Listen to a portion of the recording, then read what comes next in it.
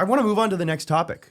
All We right. have a great one. It is Where that food at? It is the Lake Worth individuals melting down over the EBT crisis, the food stamps getting paused. Shaniqua is going to have to work instead of using her food stamps to pay for her 3-inch long acrylic nails. Look at this. My kids have not eaten in 5 days. It is the taxpayer's responsibility to take care of my kids. Trump done cut them food stamps off. If you're poor, don't have kids, okay? If you're struggling, don't have kids. Don't bring more in. If you already have them, that's another situation. If you don't have them, don't bring any in. And if you have 2, don't go having another one. If you have 1, don't go having 2 more. So they say 2 million is getting cut off this month for the stamps. I'm about to go find out if I'm in that number, in that ratio. It's been day 5 and I have not received no food stamps. My disability checks is on hold. My cash benefits is not coming no more. They're still pending. It is the taxpayer's job to pay for my kids to eat and for my kids to be taken care of. I have over 2,000 followers on TikTok and I can't get not one person to send me 50 cents. If you're watching a video and you can't send me nothing, I'm blocking. Yeah, this is. She's got what looks like she's got her eyelashes did. She's got some fancy earrings. She's wearing a dress. Her weave's a little bit, not non-existent. But it's the taxpayer's job to take care of. That's crazy. This was why the acts that were implemented to basically provoke divorce within specifically minority communities, because if you had kids outside of wedlock or the father wasn't around, you would get money for it. That's why it was one of the most destructive things we ever did. But obviously it was completely intentional by certain people in the government, because they knew these people would breed like rabbits. They would create a bunch of little Shaniquas and Tariqs or whatever who would go and cause havoc on the world, and then they would just get taken care of. And I think the crash out over not being able to use money that isn't yours to buy your kids Frosted Flakes and Coca-Cola is well worth it, and I'm enjoying every second. It's the entitlement that's crazy. They believe that we're supposed to take care of, their children, take care of all their problems, but yet unwilling to go to work. I know we have another video we can play as well where this one guy's basically saying, like, I'm a boss. I don't work for nobody. You guys need to go ahead and you need to pay for, whatever it may be, the food, the housing. I grew up in low-income housing myself. Grew up in I was the minority in my neighborhood. And a lot of times what I found was that people would actually go out and they would collect the food stamps, then they would turn around and they would sell the food stamps. So this way they can buy weed, buy weaves, buy whatever they want. So they're selling their food stamps on the side. So you've seen a lot of that. One thing that also they used to do, and I saw a comedian talking about this. And also on the topic on that as well, is another thing they'll do is they'll pump out children. A lot of times, because then what happens when you pump out children, you get a tax credit at the end of the year. So really it's just a money game for them. They really don't, most of the time it's like, how can I capitalize by having as much children as possible? Then I'll just receive more government assistance, which is crazy. And as far as food stamps go, I seen comedians saying, he's like, where we really screwed up is when we started giving them cards, the credit cards. The EBT card looks like a credit card now. And the reason was because they used to give vouchers. So you'd have like this purple money, and then people would feel embarrassed to go ahead and hand over, their food stamp vouchers. So they're like, oh, this is bad. They feel embarrassed. We need to give them a card so they feel better. No. People should feel embarrassed. Yeah. I mean, yes, there's a time when we struggle. We've all been in points of our life where we struggle. But the people who are doing this on the regular, who are keeping it going, it becomes a generational thing as well. You have them coming out saying, my mom received food stamps. My grandma received food stamps. How dare you take these from me? There should be some shame in there, because a lot of these people are able to go out, able to get a job, able to go ahead and take care of their family, but they refuse to, because may they be collecting Section 8, key rings, the food stamps, and the list goes on and on. So what we need to do is we need to get rid of this welfare state. We need to get rid of this mentality that they could take advantage. And the sad part I always say is that we take care of people who are, able to go out and accomplish what they need to. And then you have those who are suffering. A lot of times the elderly, I think we need to pay more attention to, who could barely put food on their table, who are struggling with just a couple $100s a month, But instead we reward this type of behavior. We reward this type of actions. Yeah, according to, I pulled it up here, the US government spending.com from the year 2014. This was 11 years ago, by the way. Average lifetime U.S. budget impact of individuals by race. Whites contributed $221,000 over their lifetime on average. Latinos detracted $588,000, and blacks negative $751,000. So what are we talking? Like, this is reparations. Your grandma, your grandma's grandma, your grandma's grandma's grandma all got reparations. Maybe you should start paying me back because I'm getting taxed and you're the one who's benefiting from it. You're not paying taxes. You're not contributing to the system. You built America, then go build a career. Yeah. And then what they're doing right now is they're taking to the internet and they're saying, okay, listen, if you do not give us food stamps, we're going to go ahead and rob a store. There was another lady who's talking about, you better have your house locked up. You better have your car locked because we're coming for those items as well. So, it's just crazy, the mentality that they have. They're like, okay, listen, if you're not going to give me food stamps, then I'll cause destruction. I'll steal. I'll rob. How about you get a job?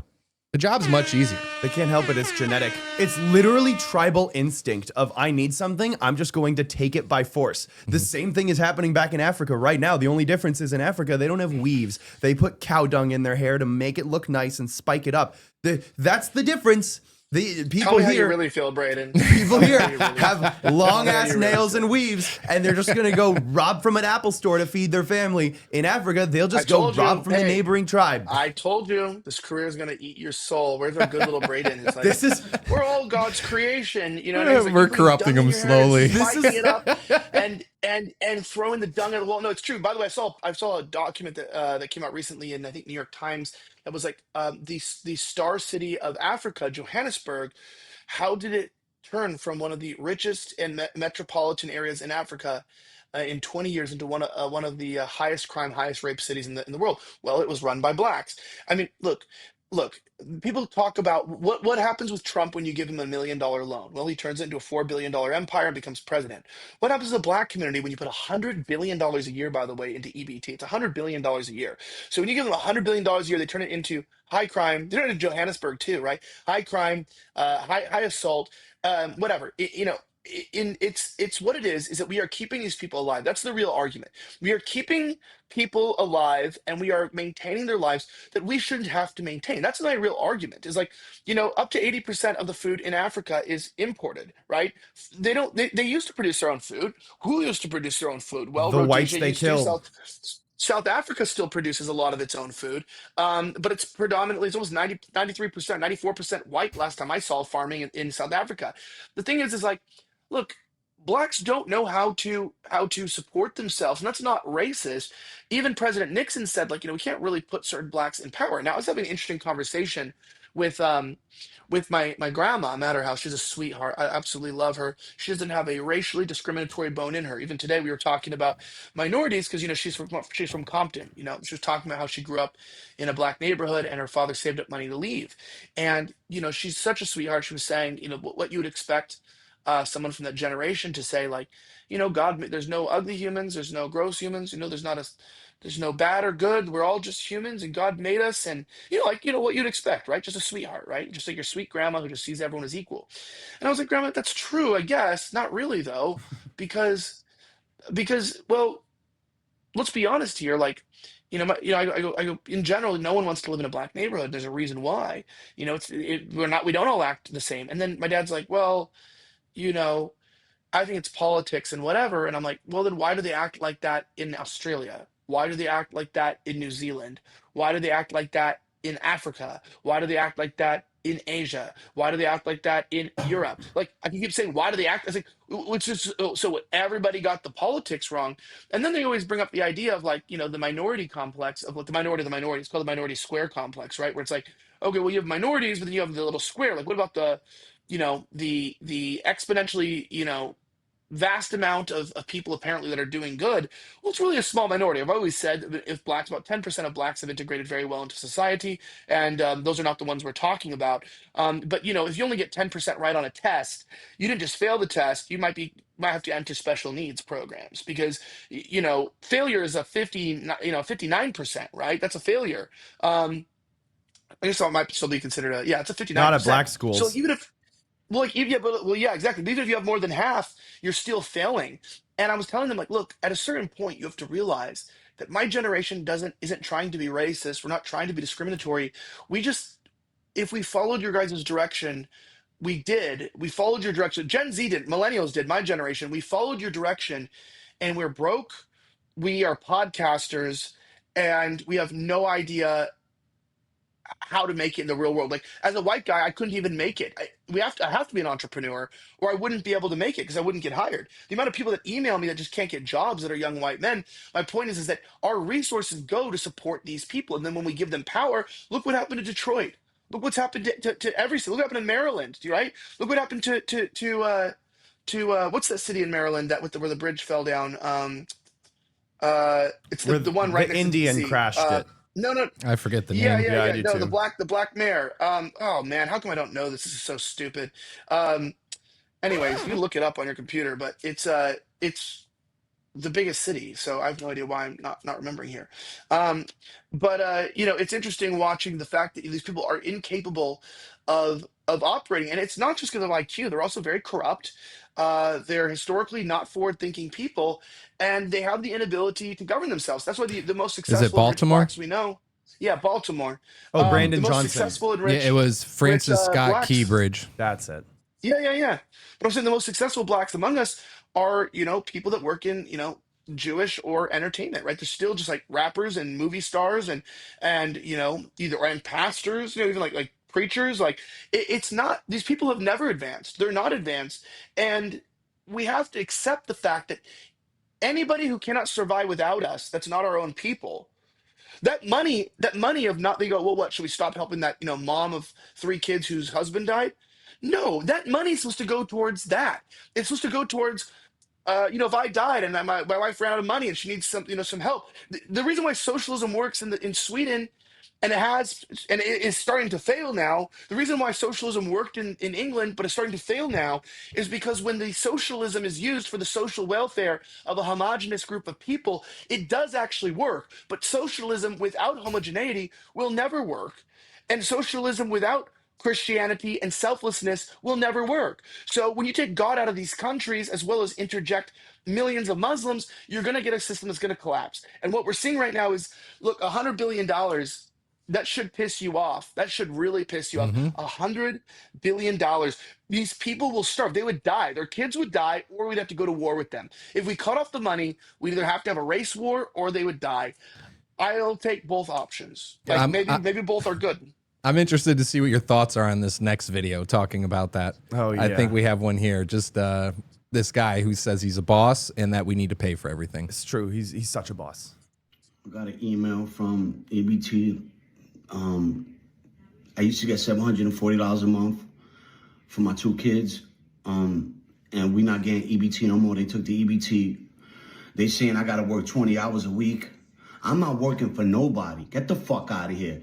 This is what Americans, taxpayer, work for us. They work for me. They gotta help me feed my fucking kids. Get the fuck out of here. You know what I'm saying? Like, don't be quitters now. Y'all been helping us all this fucking time. Now y'all wanna tap out. Get the fuck out of here. I want my EBT, yo. I want my EBT, and I'm not working for nobody. I'm a fucking boss. What the fuck I look like working when the government is here to help? Come on. Y'all send all that money to Iraq, Ukraine, y'all funding all these wars, but when it's time to help the Americans, y'all don't want to fucking help us? I need my fucking EBT, yo. I need my money, yo. I need my fucking EBT. Stop fucking playing with me, yo. A real Thoughts, easy, Elijah? real easy solution to this would be mass deportations, stop funding EBT, stop sending money overseas. We literally wouldn't have to tax people anymore. Like that was just, we would I feel just like there should be a avoid it. time limit on a lot of these assistance that the government's giving. Well, it's I don't think it should be a lifetime thing unless like certain scenarios that, is approved. But, a It lot should of be these, racial too, man. yeah, It should be racial. Yeah. A lot of these times, these people, it just becomes something that, as you can see, the self-entitlement from this guy. Well, you guys, the American people need to work for me. You guys need to do this for me. And this is, I've seen this all growing up. As I mentioned, very low-income housing I grew up in. And you see the mindset of a lot of these people that they believe that they're entitled to it. They preach it. They're so happy about it. Unwilling to get a job. They think they deserve it, and it just has to continue. And that's not the case. So Here's my suggestion. $3,000. We give them $3,000 up front to get sterilized, men and women. If they take it, they get put on a registry. This is someone who is sterilized. They're immediately disqualified for any sort of like social EBT, whatever. They get $3,000 up front. They get sterilized. They're not going to have kids, which means they won't be taking EBT. They're on the list. So if they try to request EBT, we just know, okay, no, nothing for them. And then they're not reproducing. Then we don't even have to worry about them having, you know what I mean? Because his kids are going to grow up to be mad at the system the second that it gets taken away. His kids are going to grow up to be just like him because he's a bad father and he's setting a bad example. Whereas, someone like Elijah or Lord willing, I get married and have kids. We have to teach our kids, you need to work hard. You need to fight to earn your place in this world. These people are just sitting around going, you work for me. Where are the taxpayers? Give me my money.